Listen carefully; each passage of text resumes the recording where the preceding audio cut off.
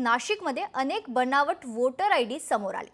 ठाकरेंचे पदाधिकारी योगेश गांगुर्डे यांनी या प्रकरणाचा पर्दाफाश केलाय। एकाच नावाला 3 बनावट वोटर आयडी कार्ड्स बनवण्यात आले। एकाच व्यक्तीचे फोटो खरं तर सारखे आहेत, मात्र नावं वेगळी आहेत। सर्व पुरावे निवडणूक आयोगाकडे पाठवणार असल्याची माहिती देखील अधिकाऱ्यांनी दिली।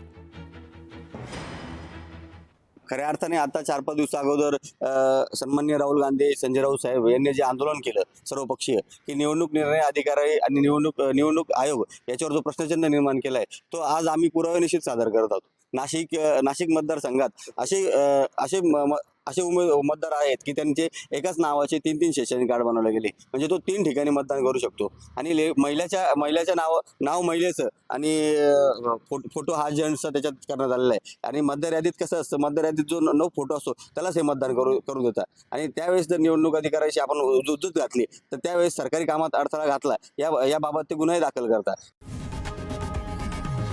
लोकशाही मराठी ऐका, पहा, जागरूक रहा।